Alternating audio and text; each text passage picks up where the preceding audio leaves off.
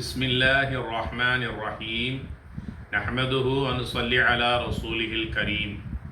கண்ணியத்திற்குரிய சகோதர சகோதரிகளே, உங்கள் அனைவருக்கும் அஸ்ஸலாமு அலைக்கும் வரஹ்மத்துல்லாஹி வபரகாத்துஹு. புதியதோர் ஹிஜ்ரி ஆண்டு மலர்ந்திருக்கின்றது. அது ஹிஜ்ரி 1447 ஆண்டு புனிதமான முஹர்ரமுடைய மாதத்தின் பிறை 10வது இரவையிலே நாம் இருந்து கொண்டிருக்கிறோம். அதுதான் ஆஷூராவுடைய நள்ளிரவாகும். ஒரு நாள் பொழுது அபூ ஹுரைரா ரலியல்லாஹு தஆலா அன்ஹு அவர்கள் நபிகள் நாயகம் ஸல்லல்லாஹு அலைஹி வஸல்லம் அவர்களிடத்திலிருந்து ஒரு ஹதீஸை இந்த சமூகத்தினருக்கு அறிவிப்பு செய்கிறார்கள். அது ஒரு அருமையான ஹதீஸ் ஆகும்.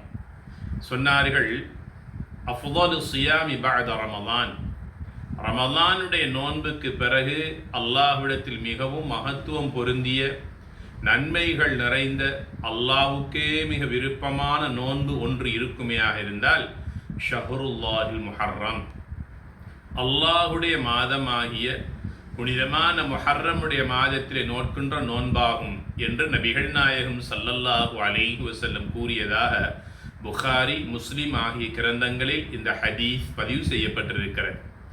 ஆக அருமை தோழர்களான சஹாபாக்கள் ஆஷூராவுடைய நோன்பை நோற்றிருக்கிறார்கள்.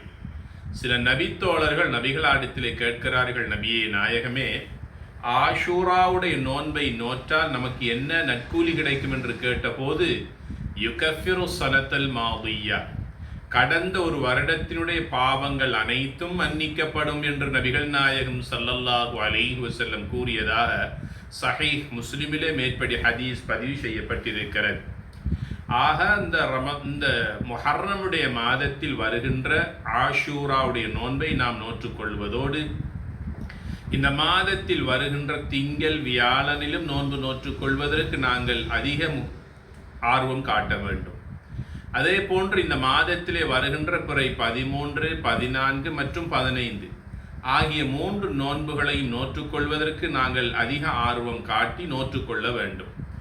அல்லாஹுடைய மாதம் என்று வர்ணித்து சிறப்பித்து சொல்லப்பட்ட இந்த கண்ணியமான முஹர்ரமுடைய மாதத்திலே நாங்கள் இந்த நோட்கின்ற நோன்பின் மூலமாக மலையளவு நன்மைகளை நாங்கள் பெற்றுக்கொள்ளலாம்.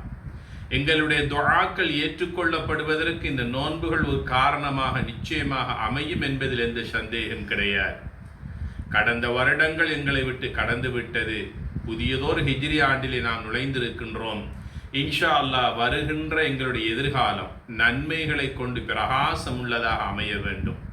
ஃபர்லான கடமைகளோடு மாத்திரம் நாங்கள் நிற்காமல் சுன்னத்தான அமல்களையும் இந்த வருடத்திலிருந்து நான் என்னிலே கொண்டு வந்து முன்னேற்றங்களை நான் இன்ஷா அல்லாஹ் காண இருக்கிறேன் என்ற ஆர்வத்தோடு இந்த மலர்ந்திருக்கின்ற புதிய ஹிஜ்ரி ஆண்டிலிருந்து நாங்கள் எண்ணங்களை நல்லதாக்கி அதற்காக முயற்சிக்க வேண்டும்.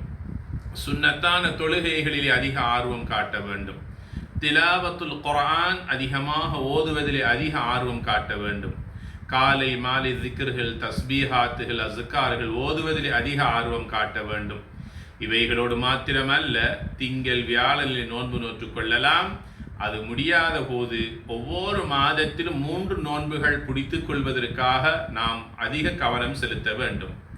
நபிகள் நாயகம் ஸல்லல்லாஹு அலைஹி வஸல்லம் சொல்லுகிறார்கள், ஐயாமுல் பீத், வெள்ளை நாட்களாகிய பிறை 13, 14, 15 ஆகிய நாட்களில் நோட்கொண்ட நோன்பு இருக்கிறது. அதற்கு அல்லாஹு தஆலா தருகின்ற நற்கூலி என்ன தெரியுமா?